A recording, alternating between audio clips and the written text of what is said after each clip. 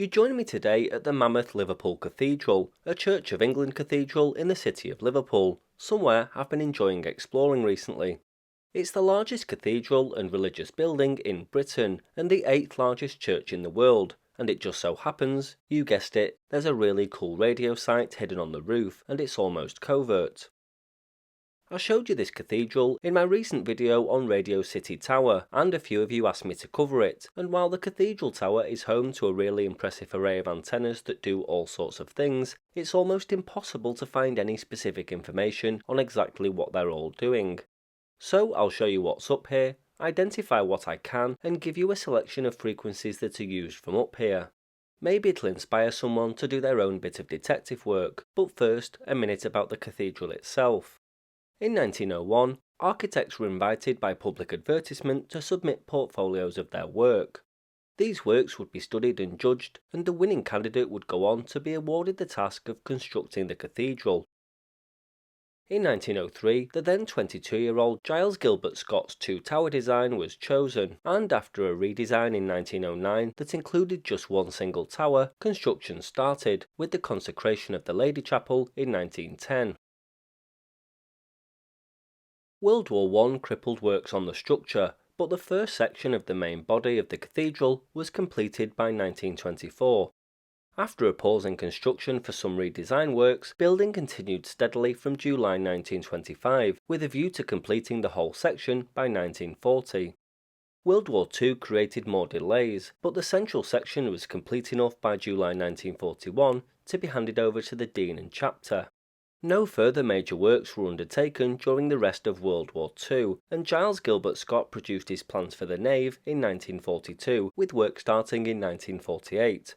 Bomb damage, particularly to the Lady Chapel, wasn't fully repaired until 1959.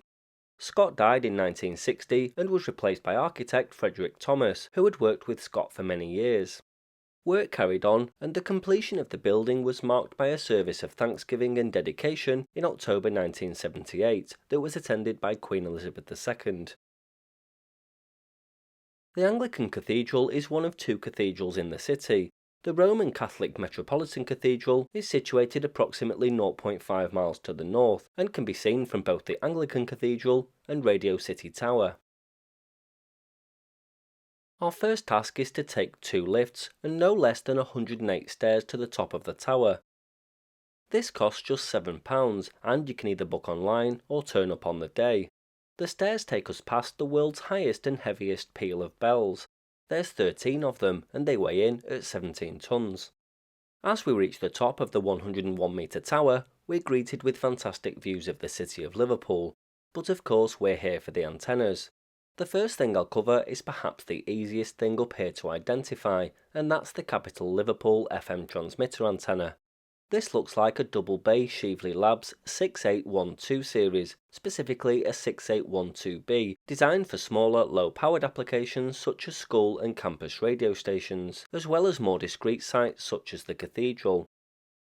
The antenna is right-hand circularly polarised, meaning the signal radiates in a circular pattern in the right-hand direction. Capital Liverpool started life as Crash FM on a restricted service licence for 1 month in November 1995. After a series of RSL broadcasts, the station relaunched as a full service on 107.6 FM on the 27th of March 1998. Crash FM said it would provide an alternative rock and dance station aimed at 15 to 34-year-olds, similar to London's XFM. The station was bought out by Forever Broadcasting in late 1999 and relaunched as Juice 107.6 on the 26th of March 2000.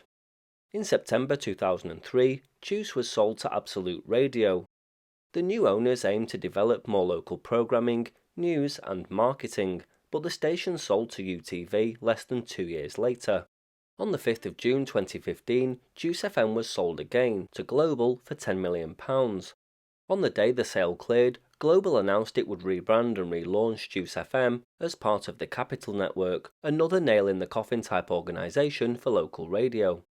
The Juice FM brand was phased out on the 10th of January 2016, and the station relaunched as Capital on the 18th of January 2016. On the 26th of February 2019, Global confirmed the station's local breakfast and weekend shows would be replaced with local network programming from April 2019.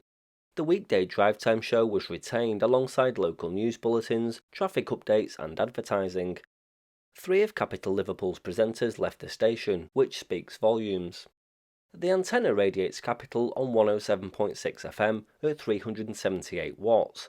Why the power level is so specific, I'm not sure. One of the really interesting things about Liverpool Cathedral is that they have cathedral constables here. Liverpool Cathedral constables are a constabulary responsible for providing security for Liverpool Cathedral, who have been appointed under common law and cathedral statutes for nearly 800 years. The cathedral and its precinct are protected by a team of 10 constables, managed by a head constable who in turn reports to the cathedral inspector. Working in teams of 2, they provide 24-hour cover 365 days a year. They work out of the Constable's Lodge, a single-storey building at the entrance to the cathedral's precinct, and from there they watch all the comings and goings with an extensive range of CCTV cameras and monitors. Although they don't have the same powers as regular police and can only detain somebody under citizen's arrest on rare occasions, they wear uniforms similar to typical British police officers. A NextEdge digital radio system provides the backbone of their communications, with two-way radio as their central link between the control centre and the constables. NextEdge is a Kenwood digital mode, and the radios have an analogue and digital mixed mode, which allows them to communicate automatically with any existing analogue radios.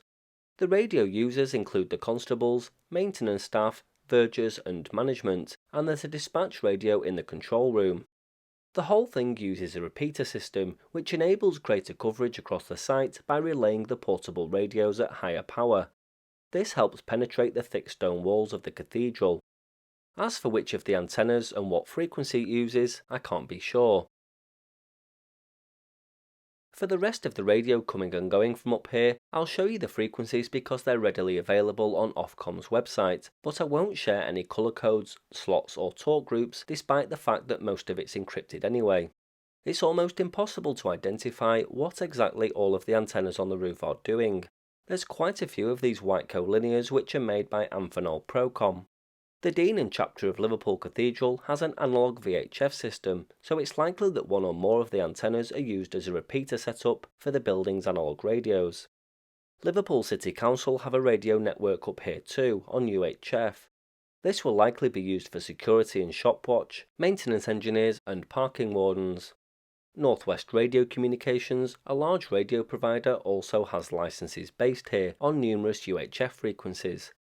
This is the company that rolled out the Cathedral Constable system, but I know for a fact that other wider city users use it too. And finally, the Liverpool Business Improvement District Company also has a repeater up here. The other pair of antennas you've been seeing are 2 sets of 4-stack folded dipoles. All of the feeders for the antennas come up to the roof up the side of the building after exiting the bell chamber down below. Inside here is a wooden structure that's used to house all of the transmitters. Around the side of the building are a couple of microwave links. And I spotted a folded dipole that's probably just used for FM radio reception within the building. So that's Liverpool Cathedral radio site. Sorry about the lack of details on this one. It's an elusive one in terms of information, and I've left some chunks out because I don't disclose frequencies and details of things that are out in the open that can easily go encrypted when they find out their information's out there. The whole point of radio scanning is to find the juicy stuff, enjoy it and keep it to yourself, but that's a whole other discussion for a different day.